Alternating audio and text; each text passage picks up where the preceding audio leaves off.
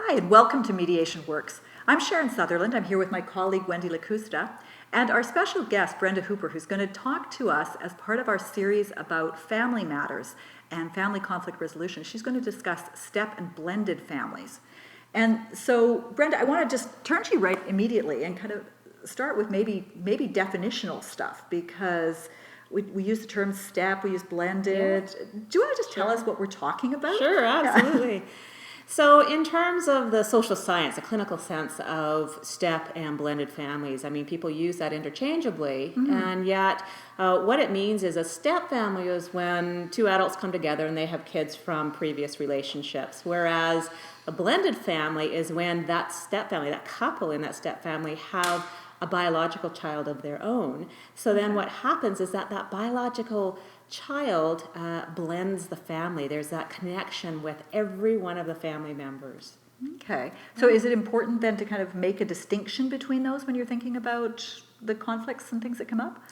Absolutely. And the reason why it's important is because initially they don't feel like a blended family. You know, they're really disjointed as a step family just forming, as opposed to feeling really blended and in sync with one another. And so what that can cause is some problems in terms of them setting themselves up for failure, in a sense, because they're not looking and feeling like they're blended yet.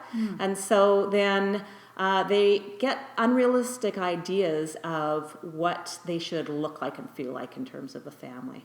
Okay. Yeah. It's such an interesting area of specialization, and one that impacts so many families. And I know as part of your practice, Brenda, you do stepfamily mediation. Can you talk a little bit about that process?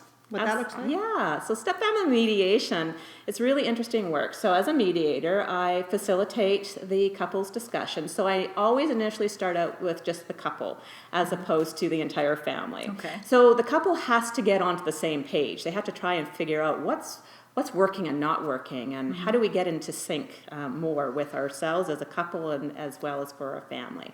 So it starts out as a facilitated discussion, really figuring out what their needs are, their issues are, what's happening for them. And then what I do is there's often times where they will bring in their family, the kids. Okay. So as long as it's age appropriate, then the kids get a chance to go into mediation, and teenagers actually love the process. Okay. They sometimes it's the first time that they get a chance to just really be heard and express themselves in a way that they've never really felt safe before. So this is a great opportunity for teenagers especially. And I've also done mediations, stepfamily mediations, where the exes have come in. And so there's just varying layers in stepfamily mediation, so which I just find it truly remarkable, and I love it when the exes come in, because they are really trying to figure out how do they work together between two homes, and to bring some consistency for the kids, as well as to understand one another, especially the step and the stepmother and the ex-wife, that sort of thing. So there's varying layers of stepfamily mediation for sure. Okay. And actually, just listening to you, Brenda, a lot of what I'm hearing is you're talking about things about keeping a family together, really, and supporting them in working as a family unit. Whether that family unit might include dealing with exes, whether it might deal with just the group of the family there, the kids and everything. And I think many of us, when we hear the word family mediation by itself, we're thinking it's always about separation, it's always about divorce, which is very much the opposite in many ways of what you're talking about. Yes. And I'm wondering, because I know you also do like stepfamily coaching as well. Did you want to just kind of talk about just like what are the things you're What dealing are they? with? So And along with talking about the coaching, maybe some of the common issues as well. Yeah. That turn up that you would have to coach them through. Sure. Yeah. okay, so for stepfamily mediation, as I mentioned, I'm working with the couples. And stepfamily coaching, I'm working with the individuals. So typically it is the step-parent, but there are times when it is the biological parent that is just having some, their own challenges. And what they're learning there in the coaching is, for one, they're trying to figure out what what model they're operating from. Okay. And I help them to identify the step-parent model that they're operating from. Mm-hmm. And then I give them tools. So they get an opportunity to coach and practice and work on dispute resolution tools, Okay. so that they can manage themselves more effectively with their partner or with their stepchildren, and deal with the conflict in a smoother transition of communication. And so that's the step family coaching, as opposed to the mediation, where it's with the couple. And the couple, for instance, are learning about phases and stages and things in step family life to help normalize what they're going through. So it's a big educational component. Absolutely. Yeah. And when you're doing the coaching services, that's separate from acting as a mediator. Is that correct? It is. Yeah. It Okay. is.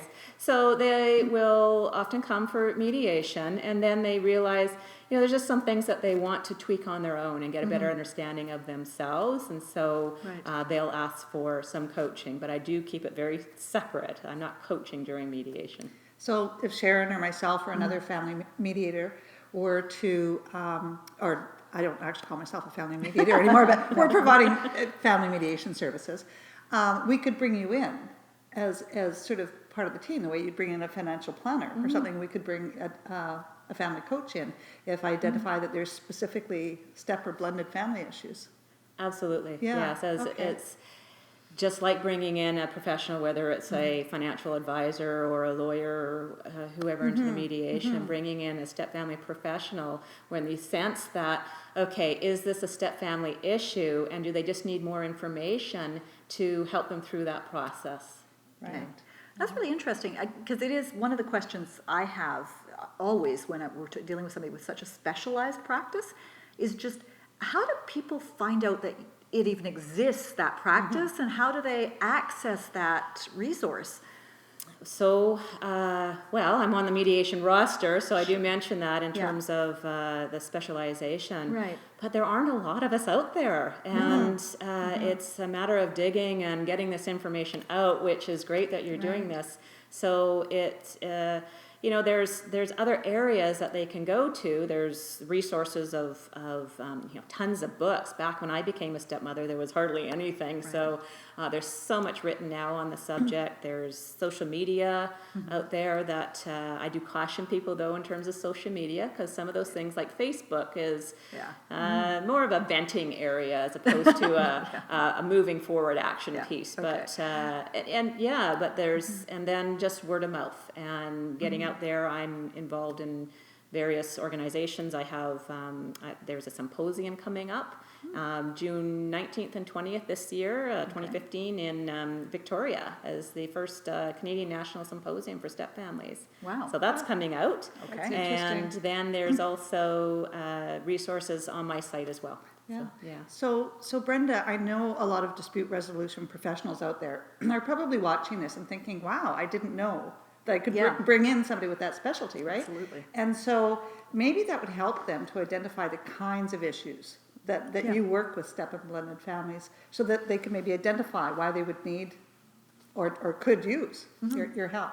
So kinds of issues. So typically what families come to me for, I would say that there's three main issues. So there is parenting differences, Okay. and there's financial challenges, and then there's the X. Okay. Right. Yeah. So in terms of, for instance, parenting differences, there's many times there's a parent that's more the disciplinarian and one's more relaxed, and that can cause a lot of friction. Sure. There's also the fact that if it's the step parent who's more the disciplinarian, that causes a lot of resistance from their step kids. So it's just trying to figure out what's going to work for them. And then there is, in terms of the financial challenges, especially if there are orders in place for child support and spousal support, it can feel like there's a lot of money going out and not so much coming in, and there's imbalances with that. Sure. And then also resentment and resistance or jealousy from the step siblings. So if one family, say, has more financial means than the other, the kids might be seeing it in terms of vacations, or get a car, or things that they're given from that side of the family as opposed to the other side, and there can be some step sibling resentment from that. So and then the X, that's a big one. So the ex actually has a lot of control of the step family. So, for instance, if there's orders in place for vacations and Right. access, right, right? yeah. And if they're choosing not to be flexible, and so that's really dictating when they can go away, when they can have time on their own, Sure. that can cause a lot of challenges with step families. So we work through, it's a matter of them figuring out what do they have control of and what don't they have control of, and how do they work within that. Right. And I know when we talked earlier, you talked about how you identify those issues, and you had almost I don't know what you call it, genealogy or a graph where you kind of figured out where people fit in, so to identify what where their issues are. Yeah. A genogram. Genogram, that's Yes. it. Yeah, yeah. Genograms they're really a cool thing to do, and it's fun watching families create their genograms. Right. So what a genogram is, it's like our family history or our family tree, except it is extended for step families. So for example, in my I'm a stepmother, and if I was to do my genogram back in the early days, it would be myself, my husband, and my stepson. There's my genogram. Asked my stepson to do a genogram, and he was 9 at the time and he became my stepson. His would be, oh my gosh, like 3 legal-sized pieces of paper, because his stepfather had 10 kids in the family. Wow. And they were all, so these are step aunts and uncles who are all really special and important to him. So he would have included all of them in his genogram, where I would have discounted them. Right. And how does that affect the relationship if I'm not counting those people who are special and important to him? So that helps you narrow down what's really going on for different people, the different perspectives and what's important to each individual. Well, I can imagine it being actually really revelatory for a parent in particular in a situation like yours to say, wow, I'm completely ignoring this whole side of the family. They're not even in my mind when I'm talking about what's happening. Absolutely. Yeah. So like where Aunt Wendy is, kind of a cool aunt. Well, who's Aunt Wendy? It means nothing to me because I really don't know Aunt Wendy. That's an extended other side of the family. But instead of nurturing that relationship and having these people as a part of the kids' lives in a meaningful way. Yeah. Well, I know we're running out of time, I'm afraid, already. So I guess I'm just going to thank you so much for coming and talking to us about this, Brenda, because it's a fantastic topic to identify as a specialty area. I think we really forget how many different things occur, the way families are being constructed these days, that there might be specialties and things that people that can help with a family that is struggling and before separation. I want to kind of emphasize that because I really think whenever we say family mediation or family conflict resolution, most people think separation. And it's great to hear you talking about actually strengthening a family and keeping them together. Yeah. Well, thank you so much for having me. And the one important thing that I heard when we talked earlier was that you said your biggest tip to people was don't give up too early. Yeah. And that fits in with what you're saying, Sharon. Yeah. It's more preventative, and you're doing it at an earlier stage. Yeah. When you become aware that there's problems. Absolutely. And for them, as I talked about phases and stages, in terms of, on average, it takes 5 to 7 years for a step family to get through these phases and stages. And so don't give up too early. They're just maybe at stage 3, once it's been identified, and like, oh my gosh, there's 4 more stages to get through, and that they can get through it with help. Oh, that's separating. Yeah. Yeah. Well, thank you. Thank you so much. Thank you.